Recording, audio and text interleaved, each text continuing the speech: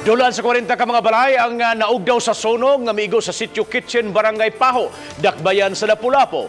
Ani ang report. Si Rodolfo Antonio Y. napunit nga butang human gilamoy sa sunog ang iyang balay. Ingon usab nini ang nahitabo ni Anita Pinote ug sa ilang masilingan. Kini human gilamoy sa kalayo ang ilang mga Pinoy-anan kagahapon. Naana nami na kuan nun kay patagaan man mi sa amo ang mga kuan kanang akong bata gitagaan man kog mga gamit kaliro. Kinahanglan pag tabang. Naog daw yung taon kay na nga no. Ang kayo dito man magsukad ato. Ato wa na tao diha. Suyupanan lang kuno lang.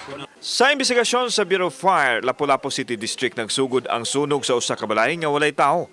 Posibleng gigamit kuno kini nga suyupanan og shabu ug maoy nakaingon sa sunog. Subay sa mga pakisusi dito, mga atong para sa atong investigador. Kini daw ang balay abandonado niya suyupanan.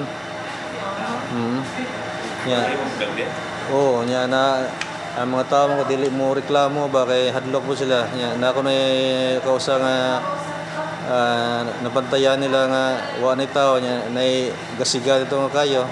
Sila ra pud paong. Moabot sa 160,000 ka pesos ang danyo sa mong sunog. Mihatag na og pasiunang hinabang ang City Hall sa mga nabiktima.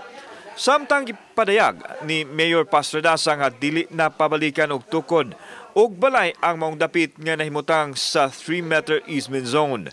Naaman ni sila yun sa dagat, which we keep on saying nga, di lang yun unta ba? Oo, kay pahimangnuan naman ta sa DNR, dili lang unta sila magmagahi. Apan, mohangyo ang mga biktima nga pabalikon sila og tukod sa ilang mga panimay. Ang among plano gid mahangyo on gid mi. Hangyo di ba?